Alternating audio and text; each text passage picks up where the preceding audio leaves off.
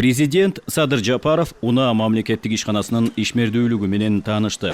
Кыргыз Республикасынын президенти Садыр Жапаров бүгүн 3 февралда УНА мамлекеттик ишканасына барды.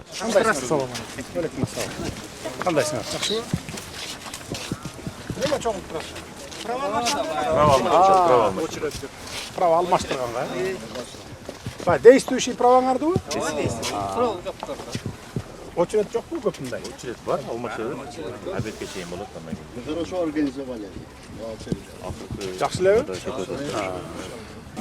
Мамлекет башчысына жасалма интеллекттин жардамы менен айдоочулук күбөлүк алуу үчүн сынактарды кабыл алуу жол жобосу тааныштырылды. Идентификациядан башталат, адам өзү келген адам Аты жөнү чыгып калды, меники да. Мен ордума башка бирөө келе албадым деген проверкасы да. Бул количество вопросы. У нас суроолор уже. Кийин көрдүңүзбү? Контурларын искусственный интеллект карап көрсөң уже.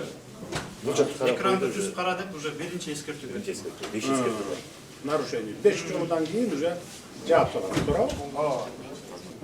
Түз отуруп берсем, спокойно бере берет да. Артында киши чыгып калды. Да, уже чыкты деди. И несколько лиц деп атат. Бирөө жардам берип атат. Экинчи нарушение кетти уже. Экинчи нарушение кетти. Продолжить тест.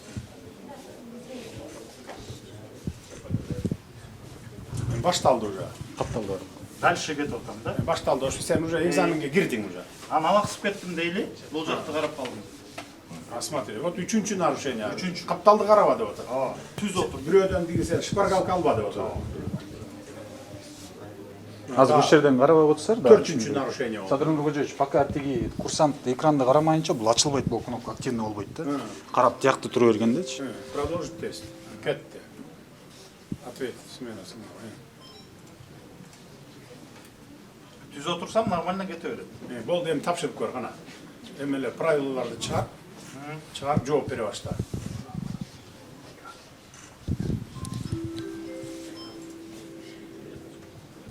Бул жерде убактысы көрүнүп турат, канча калды.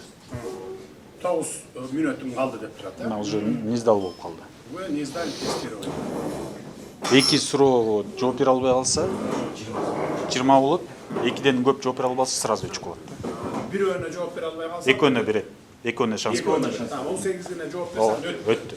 17-ге жооп бергенде Кулай болду. Моолар да жүк болот азыр. Ар жакта кабинетте уже отурат. Ситуациялык центрде контроль. Бул жерде бир дагы адам болбойт. Экзаменатор ким экенин да билбейт. Все, канайым отургузулам ояка, бешөөнү катар. Эми азыр регистрациядан өтүп сиздерден сураны. Атайлап нарушать эткиле да, улам өтүп жооп берип Аркасына туруп өтө албайт силер. Башталганда ортосуна келип эки жакты карап көргүлөчү, анан кийин кандай искусственный интеллект эмне деп жооп берет экен көрөлү. Оң жақ бұрышынан типтік таңдалыңыздар. Қырғыз тілін же орыс тілін. Экранның тақ ортасындағы автоматтық идентификация же автоматическая идентификация деген кнопканы басыңыздар.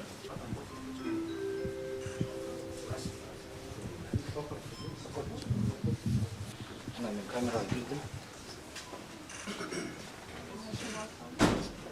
Кайра жаап койду уже. Бул жаза кайра чат. Мен эки жолу нарушение болуп турабы?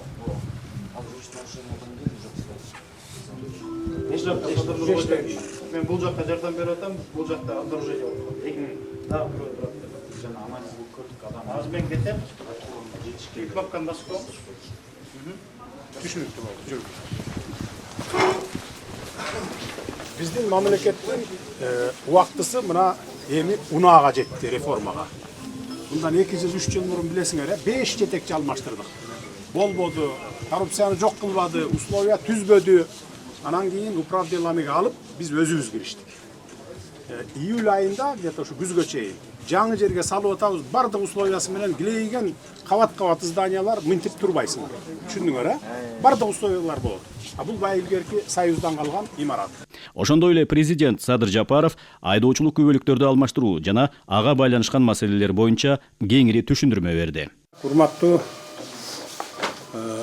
биздин мекендештер, урматтуу айдоочулук күбөлүк алам деп жүргөндөр, алгандар, жеке мектептин кожоюндары, мен сиздер менен келип бүгүн баарлашайын деп турамын. Ишти мен сөздү башынан баштасам, анда мына мен келгениме, президент болуп келгениме 5 жылдан аз ашты, билесиздер. Ушул аралыкта биз бүткүл өлкө боюнча реформа жүргүздүк. Баш мыйзамды алмаштырдык, башкаруу системасынын вертикалын түздүк, президенттик шайлоо өткөрдүк, парламенттик шайлоо өткөрдүк, чоң маселелерди чечтик, маселен кумтөрдү алдык дегендей, чек ара маселесин чечтик, темир жол салып атабыз, түндүк түштүктү бириктиребиз деп. Кытай, Кыргызстан, Өзбекстан темир жолу башталды, муну кылым долбоору десек болот. Камбарата бир кесим баштадык. Бу дагы кылым долбоору, жана башка ушул сыяктуу көп иштерди жасадык. Криминалды жок кылдык, түп тамыры менен, билесиздер аны. Коррупция менен күрөшүп атабыз. Болушунча, колдон келишинче азайттык. Бирок дагы деле коррупция токтой элек. Бу коррупцияны жок кылыш өтө кыйын экен. Криминал менен күрөш тез экен. Bir ayda жок кылып койсо болот экен. Коррупция менен күрөш 10 жылда дагы, 50 жылда дагы жок болчудай эмес экен да. Менин көзүм жетти ошого. Бардык тармактарда күрөшүп атабыз коррупция менен. Биз жогорку жакта коррупцияларды баягы жакындыктанбы же көз алдыбыздан тургандыктанбы жок кылдык десек болот. Мисалы Ак үйдө, Көк үйдө, анан баягы министрликтерде дегендей. Бирок ылдый жак райондо, мэрияларда, айыл өкмөттөрдө дагы деле болуп атат. Дагы деле болуп атат. Кайдыгерлик бар, коррупция бар, уурулук бар. Элди тейлөөдө кичине мындай бир кашаңдык бар. Убагында кабыл албайт, убагында чечимдерди тез кабыл алып, элдин турмушуна керектүү нерселерди тез аткарбайт. Муну моюнга алабыз. Бирок баары бир аларга чейин жетебиз, айыл өкмөттөргө чейин. Эми эң негизгиси ушул иштерибизден УНА системасына мына бүгүн толук кандуу кириштик. Буга чейин өзүңүздөр билесиздер, 5-6 жетекчи алмаштырдык. 1-2 жыл мурун, 3 жыл мурун бирөөсү камалды, билесиңер, ушу УНАда схема түзүп алып, баягы айдоочулук күбөлүктөрдү сатып, $1000 чейин чыгып кеткен. Азыр $2000 сунуштап аткандар да бар. Бере салып тезирээк ала коеюн, мен анан Москвага кетип аттым эле деген сыяктуулар. Ошондуктан эми азыр УНАга кезек келди. УНА мурда ар кайсы мекемелерге тиешелүү болуп жүргөн. Коррупциясын жок кылып, баягы мындай бир заманбап кылып туруп реформа кылганга күчтөрү да жетпей койду, дуктары да жетпей койду, анан эрктери жетпей койду. Анткени чөнтөккө түшүп аткан акчалар токтоп калат эле да, ачык айтканда. Ошондуктан азыр президенттик башкармага указ менен кабыл алдым дагы, өзүм башында туруп анан киришип атам.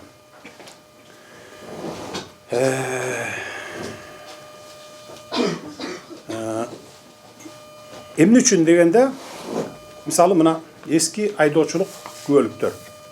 Эски айдоочулук буга чейинки мына 25-жылга чейинки 5 түрү чыгыптыр мынакей. 4 түрү чыгыптыр, 4 түрү. Тигил ID паспорт экен. Мону любой жерде жасап алса болот. Подделка кылса. Мунун подделкалары ушул, анан могул ID карттын подделкалары менен бүгүн дагы чет өлкөлөрдө машина айдап жүргөндөр бар. Могул ID картты Москвада кошун өлкөлөр, чет өлкөлөрдүн жарандары колдонуп жүрөт бүгүн дагы. Суроо бүтө электер. Түшүндүңөр, могул айдоочулук күбөлүк менен, моулар менен бүгүн дагы машина айдап жүрөт. Россияда, Казакстанда дегендей башка чет өлкөлөрдө мына мөөнөтү бүтө электер. Муну кантип жок кылабыз? Муну жок кыла албайбыз да. Бая мөөнөтү бүтө элек болсо жүрө берет. Дагы бир 10 жыл жүрөт, туурабы? Ошондуктан биз азыр мына мондай күбөлүктү чыгардык мына. Бул эң акыркы үлгүдөгү дүйнө жүзүндө бир 10-дукка кирет десем да болот. Чип ичинде муну мүмкүн эмес жасаганга. Компьютер менен да башка. Только ушу биз өзүбүздөн чыгарат. Мен баягы өнүккөн өлкөлөр, алдыңкы өлкөлөр жасап коюшу мүмкүн эми. Америка, Россия, Кытай сыяктуу баягы дүйнөлүк державалар. Эми мен аны 100% эметемин, бирок алар кылбайт андайды, билесиңер. Ошон үчүн мына эч кандай подделкасы жок. Мына мындан ары ушундай праваларды беребиз. Азыр алмаштырып атканыбыз да ошол праваларды. Эскилерин бүт барын ушу эски права менен эски ID картты барын алмаштырып бүтөбүз. Быйыл жылдын аягына чейин бүтөбүзбү? Эмдиги жылы бүтөбүзбү же аркы жылы бүтөбүзбү? Бардыгын бүткөндөн кийин Моунун бардыгын биз жокко чыгарабыз. Могу тех паспорттарды дагы мынакей жасалма. Бардыгын жокко чыгарабыз. Ошондо мына могу гана калат. Баякы могул эски айдоочулук күбөлүктөр менен айдап жүргөн чет өлкөдө, Америкада болобу, Европада, Россия, Казакстанда, кошун өлкөлөрдө болобу, бардыгы жокко чыгат да. Срогу бүтө элек болсо дагы жокко чыгат. Мына ушинтип биз тазаланалы деп атабыз. Түшүндүңүздөр, Паспорт мына, илгерки паспортубуз. Бир да бир кыйраткан жеринде бир защитный элементтери толук эмес болчу да. Муну эгерде мен кааласам, мен деле жасап алсам болот эле да. Жасалма паспорттарды билесиңер, террористтердин колунда жүргөн, башка өлкөлөрдөн келген мусулман динин кармангандар ушул паспорттарды сатып алып, жасалма паспорттарды ажылыкка барып келип аткандар бар да, Кыргызстандын атынан. Бүгүн дагы бар ушул паспорттар менен барып келип аткандар. Бүгүн дагы мына. Не кылыш керек эле? Биз мына өзүбүз мондай паспортты чыгара баштадык. Муну да жасаганга мүмкүн эмес. Бу да бир дүйнө жүзүндө 10 өлкөлөрдүн 10-дугуна кирген паспорт мына. 10-дуга кирет. Муну эч ким азыр жасай албайт. Муну жасайм дегендер адамдар. Анткени баякы корголуучу элементтери абдан көп мунун. Канча бир 12 элемент кошулду окшойт да мурункуга караганда. 18 элемент кошулду мына. Коштук мына. Жасоого мүмкүн эмес дегенге. Мына азыр ушул паспортту уже дүйнө жүзү бизде признавать этип, бардык өлкөлөр эң туура деп 10-дуга кирет деп. Мисалы 10-дуга кимдики кирет? Америка кирет, Россия, Кытай, Европа өлкөлөрү менен мына биз дагы кирдик могу менен. Түшүндүңүздөр, Тех паспорттар дагы мынакей. Мурда мондай болчу. Муну деле любой жерден жасап алса болот эле. Компьютерден эле чыгарып жасап алсаң, анан сыртына диге жана подвалдар бар го, метролордо же бизде деле жанагы подземка ошолордон сыртына чаптатып алсаң болот эле. Эми тех паспорт мынакей. Кеп-кичинекей, жөн эле кадимкидей эң ыңгайлуу. Муну да жасоого мүмкүн эмес. Анткени мунун дагы ичинде өзүнүн корголуучу элементтери абдан чоң камтылган. Так. ID карт мен айттым, бул боюнча мына. Эми мындан ары ошол мен айткандай метролордо сатпайт. Мурда метролордо сатып жүрчү. Бар бараңарда ошого күбө болгондор Москвада. $5000 ID карт сатчу, мындай ID карт. ID карттарды $5000. Праваларды канча бир 1000ге чейин сатчу. 1000ге чейин ушу Москвада сатчу. Азыр да ошол правалар бар. Мына мен өзүм 9 ай 2016-дан 2017-жылга чейин 25-мартта 2017-жылга келип камалганга чейин мен 9 ай Москвада жүрдүм. 9 ай. Мен өз көзүм менен мына ушуларды көрдүм. Сатып алып жүргөндөрүн. Айрыкча көбүнчө кошун өлкөлөрдүн, башка өлкөлөрдүн жарандары сатып алышчу. Ошолорго жасап сатчу да. Азыр эми бардыгын бекер алмаштырып берип атабыз мына. Могул эски правалары барларды азыр мына өзүңүздөр деле күбө болуп атасыздар, очередте турат го, бекер бир тыйын төлөбөй алмаштырып берип атабыз. Эмне үчүн дегенде мамлекеттин эсебинен. Эмне үчүн дегенде биз мындан ары могу эскилерин жок кылгандан кийин мындан ары Кыргызстанда жасалма паспорт чыгат. Анан Кыргызстанда ушундай документтерди берүүдө, праваны болобу, тех паспортту болобу, паспорттарды берүүдө болобу, коррупция жок деген өлкөгө айланышыбыз керек. Дүйнө жүзү бизди ошентип тааныш керек. Түшүндүңүздөр, Ошондой өлкөдө жашагыңыздар келеби? Албетте. Келет, албетте. Жакшы экен анда та.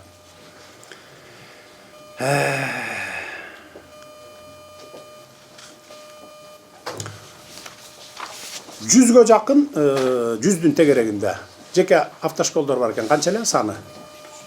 200-гө? 275. 275. О, мына көрдүңөр, мен 100 деп жүрүпмүн. 275 жеке автомобилдердин окуткан. Мына жеке школдор. Силер жекелерден окуп келдиңер да барыңар, 2,5 ай окудуңарбы? Б категориясын алыш үчүн, жеке жактардан 275 мектеп бар экен. Жакшы окутпайт, билебиз аны. Эгерде адам өзү ниет кылып жакшы окугандар болсо араңардан бир эле жолу же болбосо 3-4 жолу келип тапшырып өтүп алып атасыңар. 20 жол өтпөй дагы отургандар бар мына. 20 жол, билесиңерби, барбы ошондой тааныштарыңар? 20 жолу айтчы, барбы сен таанышың? 20 жолу келип 21 жолкуга кетти кайра мынакей. Эгерде мурунку заман болгондо жеке школдун немелери акча алып туруп акырын баягы адам фактору аралашып коррупция. Аны өткөрбөй эмек. 5-6 жолдан кийин эле өтмөк да. Азыр мына көрдүңөр бүгүн искусственный интеллект кирип, ошондуктан мүмкүн эмес азыр мурункудай. Эми биз муну эмне үчүн кылып атабыз? Анткени биз деген бир күн менен, бир жыл менен, 5-10 жыл менен жашабашыбыз керек да. Биз түбөлүктүү түзүп кетишибиз керек. Биздин келечек муун, бала чакаларыбыз, небере чөбөрө, кыбыра, томпок, тоңкок жакка чейин мыйзамдуу, коопсуз, адилеттүү, анан кийин калыс өлкөдө жашаш керек. Туура айтамбы?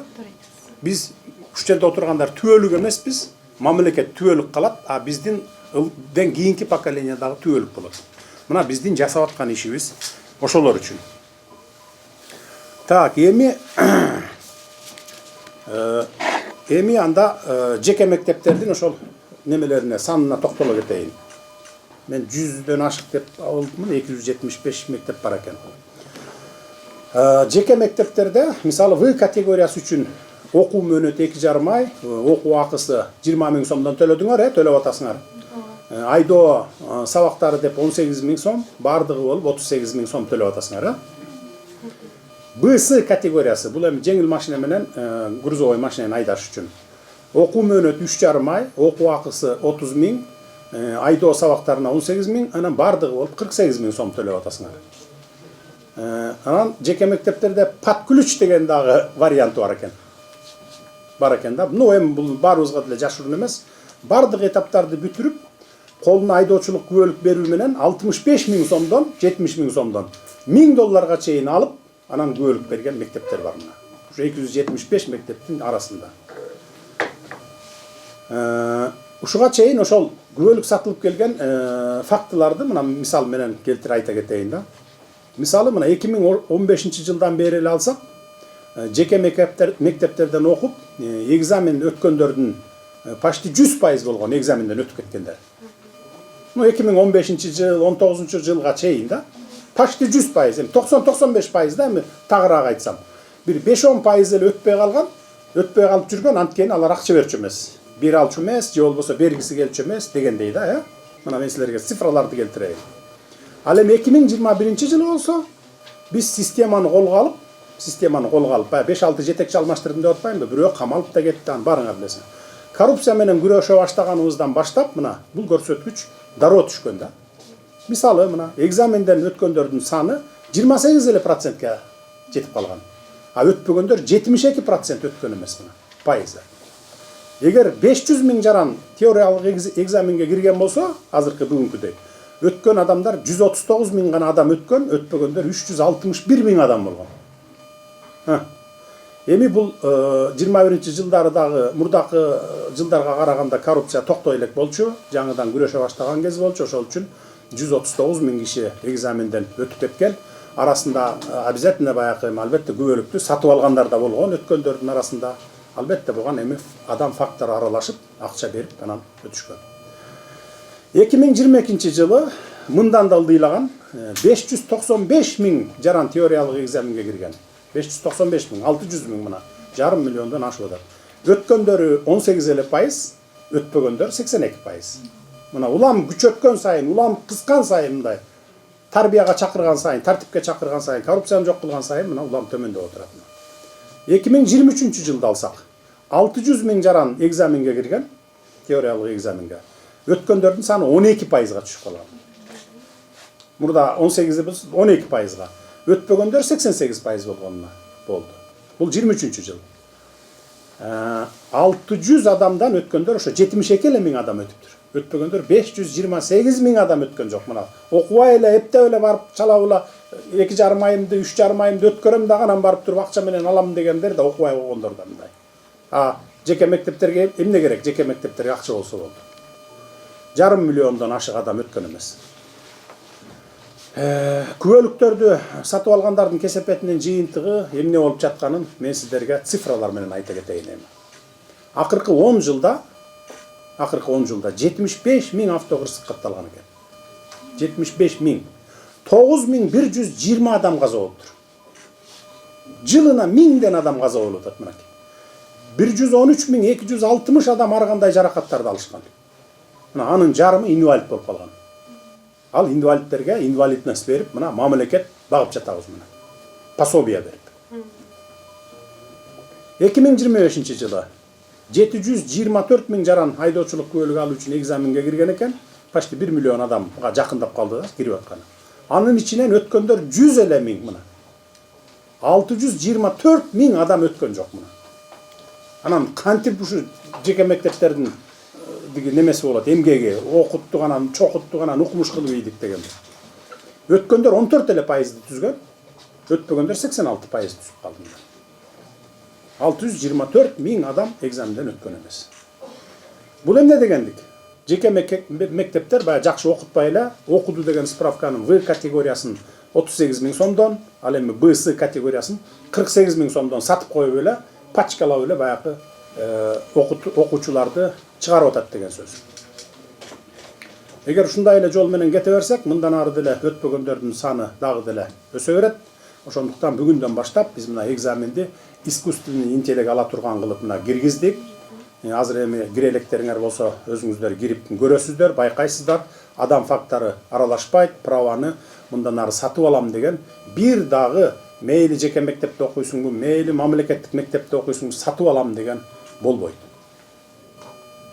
35 мына мен азыр өзүм көрүп чыктым, 35 кишини бир киргизип туруп эле убакытты басып туруп анан кийин искусственный интеллект менен отуруп, ал даже адам анын ичине кирбейт, баягыдай немелер инструкторлор жүрмөй жок, микрофондон айтып турат. Башталды, убакытың кетти мына деп туруп, анан бүткөндө бүттү дейт, болду. Сиз ушул системада көп жылдан бери иштейм деп аттыңыз эле, 35 жылдан ашты. 47 жыл болду баштаган. Жакшы эле реформа болуп атабы, туура эле болуп атабы келечек үчүн, же биз туура эмес кылып атабызбы? Эми жолгосун төмөндөтүүдө, конечно, адамдардын өлүмүн айтып атасыз. Жана инвалид болуп калган адамдарды мен деле могу публикага көп керек, көп айтам. Мынакей мурун деле ушу жакшы убакта деле 30%ке жеткен эмес. Суроолор 200-300 болгон, 500 болгон, азыр 700 болду. Анан азыр 1700 болду мынакей. Азыр билим деңгээли жеткен окугандар тапшырып алат. Бирин экин көрдүңүзбү өзүңүздүн прогноз карады. 12% деген ал адам акча төлөп алгандардын убал согу деген болуш керек да. 2,5 ай окугандан кийин результат болуш керек. Результат төмөн болот да. Анан ошого карата көрүлүп аткан чаралар ойлойм туура эле. Себеби азыр окуйм дегендер окуйт, окубайм дегендер жанагы эме менен дагы онлайн окууда болот. Каалагандай деп сурак берип атпайсыздар. Ошого даярдан тапшырганга мүмкүнчүлүктөр болот. Жолдо жүргөн эрежени билген адам сактайт да, мына кичинекей иликтеп ушуну билсе, жол эрежесин сактаса, жол кырсыктары төмөндөйт. Жол эрежеси сакталбагандан адамдардын өзүнүн жанагы өзлөрүнүн немеси деңгээлдери ушу биздики туура келбейби дейм, ушу кээде атайын эле чыгып эле кетип баратканда эмне деген айдоочуларды көрбөй атасыз, көрүп атасыз. Адамдардын жоопкерчилиги бизде да төмөн болуп атат да. Мурун кайдап кеткенде мына мен көбүнчөсүн айтам. 20 жылдан ашык айдоочунун көбүлүгү бир эле арыз менен берилген. 20 жылдан ашык. Анан сиз жанагы комиссияларга да катыштык, азыр жана сурайбыз деп келди. Стоянка деген токтоп туруучу жай деген знактарды билбеген адамдар болуп атпайбы.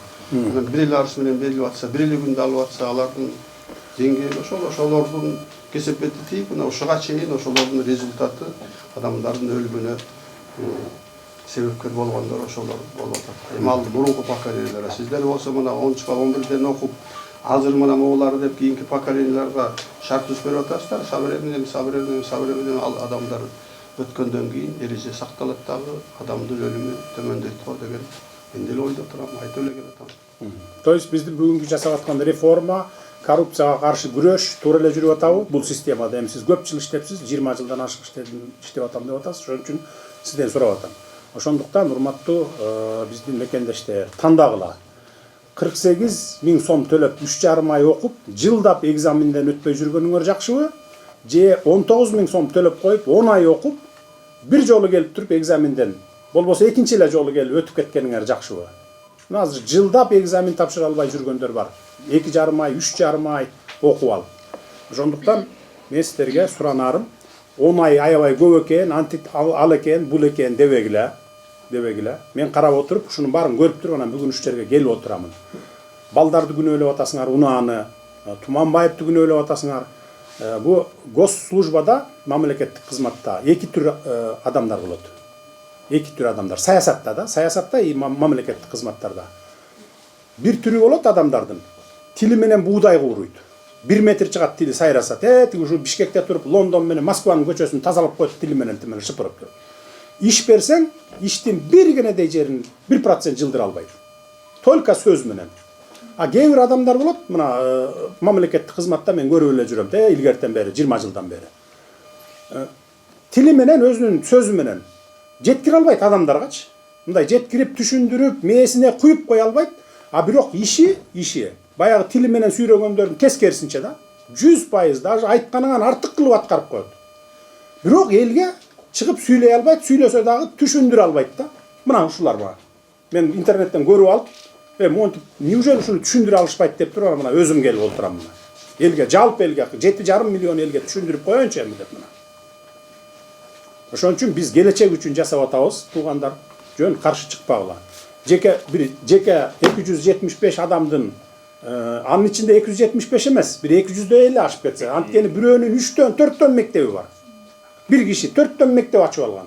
Шакылдатып баягы только акча жасаш үчүн да. Ошондуктан ошолордун кызыкчылыгы үчүн мен билем алардын аркасында кимдер турат. Мамлекеттик кызматкерлер да бар. Туугандарын оформить этип коюп иштешип аткан. Эми мен аттарын атабай эле коеюн. Өзлөрүнө да айттым элем, ал эми күнөө эмес, конечно, ал үчүн кызматтан кетирбей албайбыз. Эмне үчүн сенин тууганың мектеп ачып алып иштеп атат деп айта албайбыз да, күнөөлөй албайбыз. Ар кимдин өзүнүн укугу бизде. Ошон үчүн неме кылалы. Анан 10 ай боюнча ошол 10 ай деп атат. 10 ай дегенде деле күндө келип окубайсың да.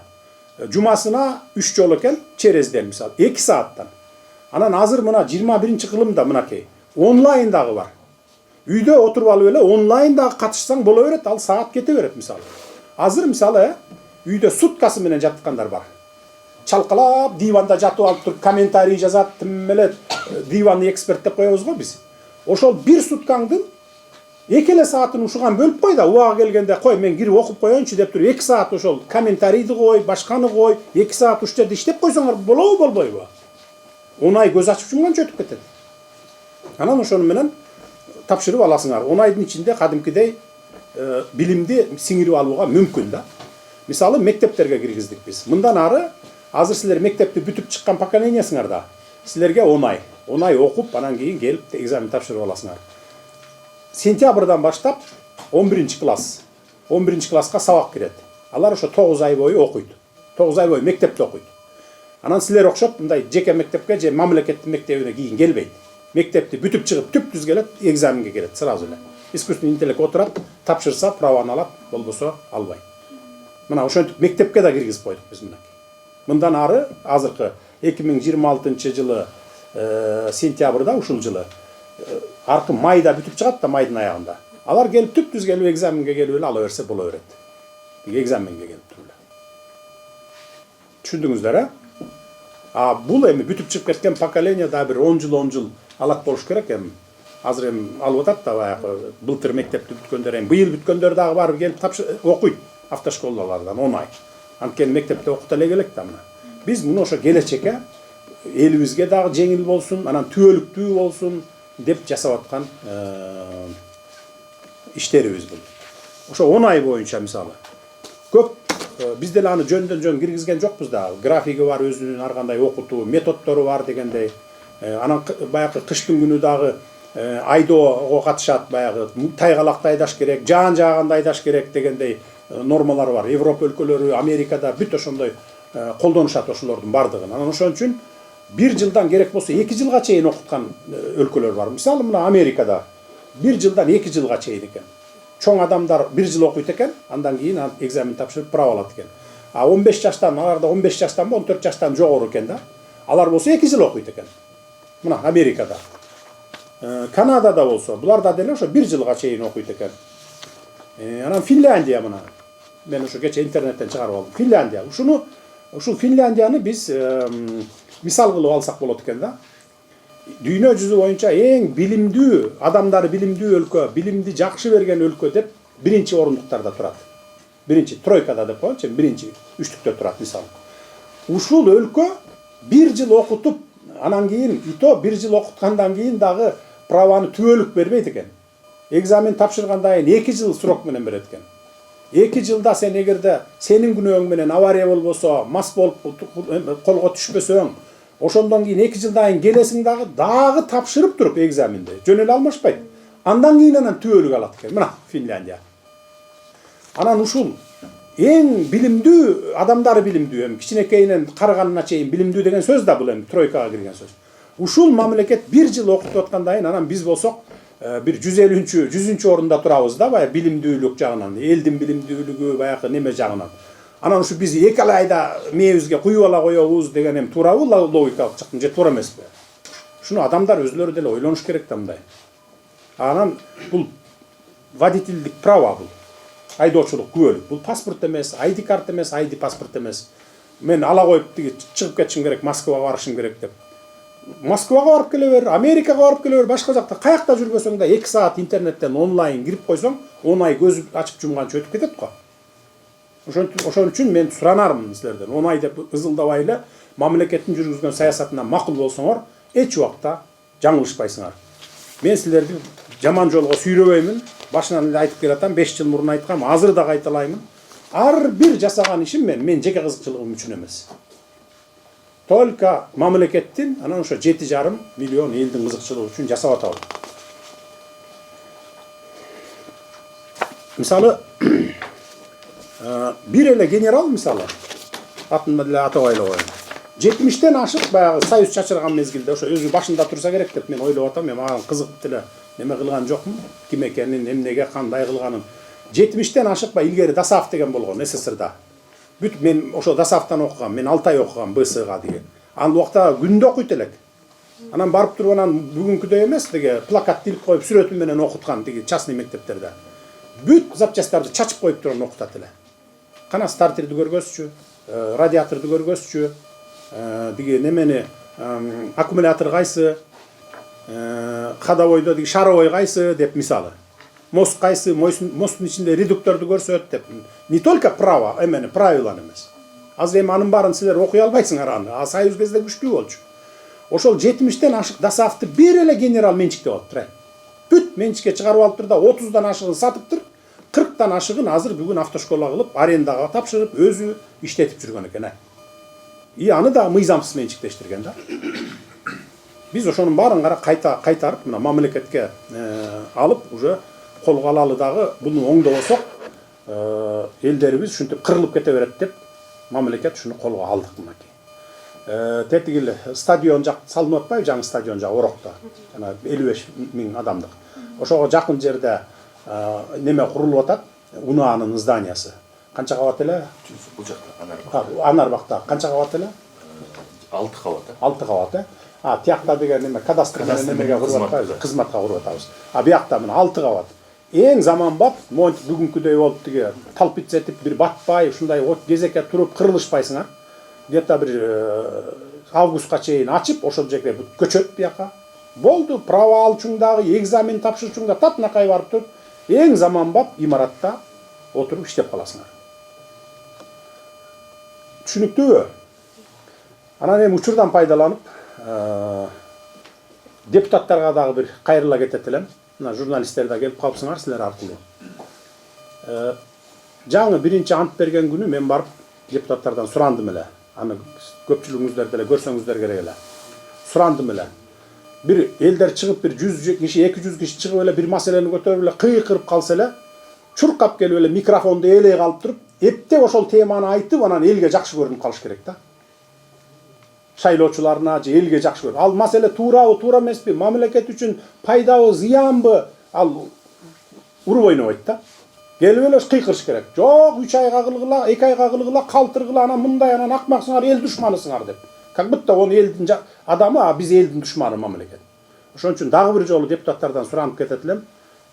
Любой нерсени көтөрөрдө терең талдап алып, изилдеп алып, жет өлчөп бир кесип, мамлекетке пайдасы кандай, элге пайдасы кандай, анан ошо биз туура эмес жасап атса мамлекет, анда мен эч кимди кыйкырба деп айтпайм. Мен да депутат болгом 2 жолу. Мен никогда чыгып алып микрофонго популисттик менен кыйкырчу эмес элем, уялчу элем, кой эртең уят болуп калбайын деп далилдеп алып туруп, анан элге каршы келге турган болсо, маселе болсо анан алып чыгат элем да. Ошон үчүн депутаттардан дагы бир жолу суранамын. Ушундай маселелер чыкканда чогултуп, депутаттын укугу бар, келгиле деп бир залга топтоп алып, ошо ызылдап аткан элди кана эмне маселени көтөрүп атасың деп туруп анан өкмөттүк тарапты да чакырып алып, эки жакка отургузуп алып, дискуссия кылып туруп, анан кийин анан микрофонго барып анан айтса жарашат да. Ошон үчүн депутаттардан дагы суранам. Жалпы эле барыңыздардан мисалы ушул жерде авариядан каза болгон жакындарыңыздар кимдики бар, кол көтөрүлөчү. Ушу акыркы 30 жылда кимдики бар жакындарыңар? Бир тууган же болбосо бала чака, эн ата, таяк эжен дегендерден. Так, 1, 2, 3, 4, 5, 6, 7, 8, 9, 10, 11. 11 киши экен мына. Жанагы 9000, почти 10.000. 10 жылда 10.000 адамдын ичинде мына меники да бар. Үчөө бар, бир эмес, үчөө. 2006 жылы бир тууган иним, келиним экөө насмерт кеткен. Мастар встречный чыгып, мас күч менен келип туруп, встречныйга келип арткы дөңгөлөккө урган экен. Урганда баягы капталдап туруп тоголонгондо бир тууган иним менен келиним экөө насмерт кеткен. 4 баласы калган, ал Кудай жалгап, оор жаракат, жеңил жаракат алып, бирок 4 тең аман калып, азыр үйлөнүп жайланышты. 2019 жылы улуу балам кетти мына. Тоже баягы же правиланы билбегенден, же болбосо атайлап эле баягы кыска жерден бурулуп кетем деп, двойной полосадан бурула калып, баягы обгонго чыгып бараткан уулумду сүзүп туруп, анан тоголонуп кетип каза болгон. Мындай 1000 деген үйлөрдө бар. Мына 10.000 үй бүлөдө бар ошондойлор. Мына бул жерде азыр 11 киши экенбиз, 12 киши экенбиз менин менен. Ошон үчүн ушундайларды кылбас үчүн жакшылап окугула, 10 ай көз ачып жумганча өтөт. Эч ким кубалап келаткан жок, право албасаң бирдеме болосуң дегендей. Анан 10 айдын ичинде ал жол эрежесин, баягы машиналардын түзүлүшүн, ходовойун эле эмес, этикага дагы үйрөтөт. Көрүп атабыз, көчөдө. Көрүп атасыңар го? Тапанча көтөрүп чуркай калып туруп коркутуп аткандар бар, жол талашыбай. Европа, араб өлкөлөрүнөн бир андай эмени көрбөйсүң. Сигнал баспайт даже. Мындай карап туруп кыжалат болуп бараткан болсо түшүнөт, неме кылып коет, өткөрүп коет. А бизде күнүгө 5-6дан Бишкектин ичинде эле мушташ да. Ош, Бишкек, ошо мушташ. Чоң эле кишилер, эми жаш балдар болсо дагы бир жөн. Ошон үчүн мен айтайын деген айтып бүттүм, эми эгерде суроолоруңуздар болсо жооп берейин. Барбы суроолор? Айтыңыз. 10 ай деп атпайсызбы, 10 ай. Айылда келген балдар, ошо жакта машина айдап жүргөндө жакшы айдагандар билет да. Ошого деңгел же канчамыча жетпейт да.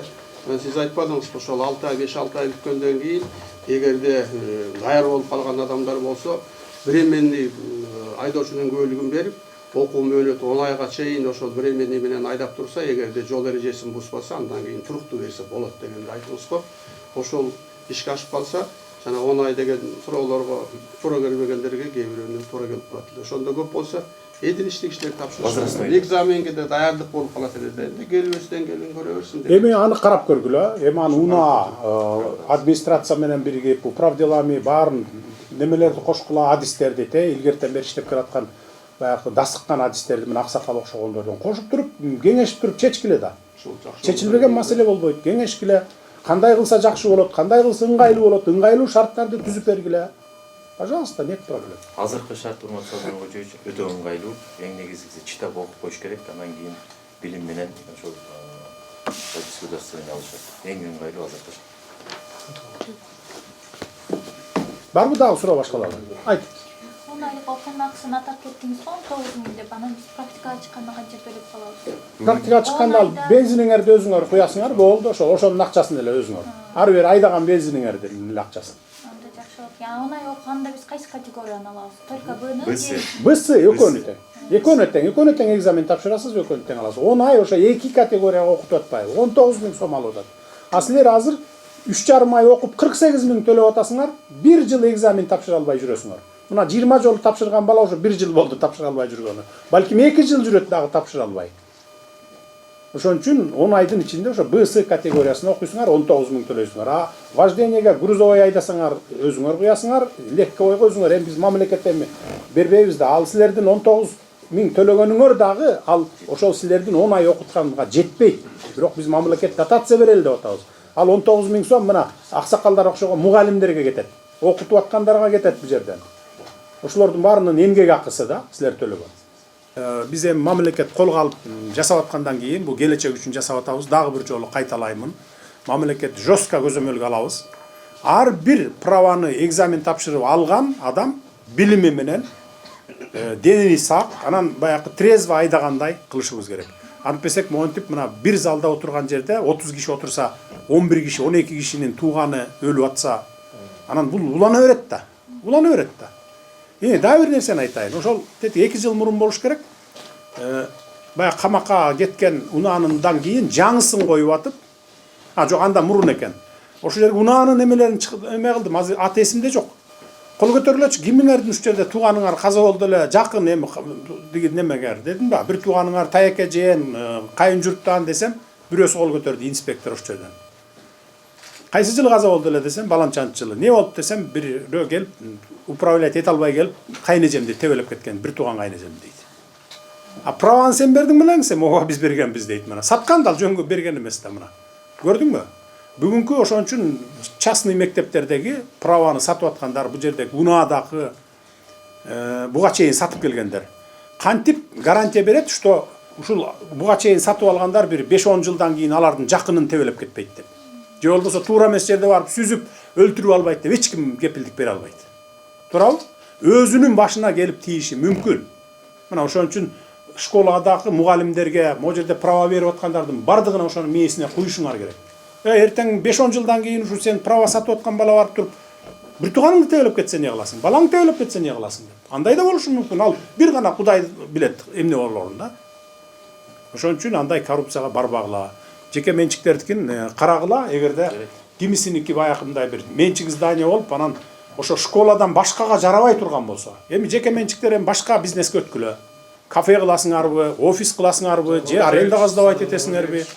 Мамлекетке тартип орнотолу, мыйзамдуулук орнотолу, келечекке коопсуздук орнотолу деп атабыз. 100 жыл, 1000 жылдап жакшынакай мамлекет бололу дейм. Биз деле эми Европа өлкөлөрүнөн небиз кем? Алардан эмне кембизби? Биз деле адамбыз ошолор окшогон эле. Алар деле ошо биз баскан жолду басып өткөн 50 жыл, 100 жыл мурун. Анан өнүккөн, анан азыр биз кызыгып отурабыз. Кел бир 50 жылдан кийин, 50 жыл болбосо эң жок дегенде 50-жылы бизге кызыккан өлкөлөр болсун. Кыргызстан мына ушундай болду деп туруп. Мына азыр деле кызыга баштаган өлкөлөр бар го эми. Мен мактангандай болбойн. Же туура эмес айтамбы? Ошон үчүн келгиле ошону биз түзөлү. Сен түзөлү, сен түз, мен түзөйүн. Мына булар түзсүн, жардам берсин бардыгыбыз. Туура айтамбы же туура эмес айтамбы? Туура болсо келгиле жардам бергиле өлкөндө. Атак азыр эми дагы бир жолу кайталайм. Сентябрдан баштап окуйт. Эмдиги жылы 27-жылы майда бүтүп чыгат. Балдар мектепти эч кандай окуусу жок, түп-түз буякка келип экзамен тапшырып алат. Түшүндүңүз мисалы? 11-ди бүткөндөр да эми эмдиги жылдан баштап 27, быйыл бүтөт 26, 27 бүтөт. 28-жылдан баштап 12 класс бүтүп чыгат, билесиңер, 28-жылдан баштап 12 класска, азыр 11 класска окутуп атабыз да күздөн баштап. 28-ден баштап 12 класска. Биз аны да киргиздик. Мына мектепти да реформа кылып атабыз да биз, билим берүү жагын. Дүйнө жүзүндө 12 класс окутат. Бизде 11 класс, баягы союз бойдон калып калганбыз. Мына өттүк, Кудай буйрса 28-жылдан баштап биринчи аттестатты 12-жылдын аттестатын алат. Европага барабы, башка жакка барабы, Россияга барабы 12-чилики менен биринчи курска өтөт. Азыр биздин 11-ди бүткөн балдар Европага, башка өлкөлөргө барып, Европа эмес, көп өлкөлөргө барып, биринчи курска отура албайт. Подготовительный окуп туруп, анан кийин биринчи курска кирет да. Биз мына ал стандартка да өттүк. Кыйналсак дагы, кысталсак дагы, ушунчалык оор болуп атса дагы күчкө салып, мына быйыл өттүк биз. Дагы барбы суроолор, кимде бар? Жок болсо анда мага уруксат бересиңер.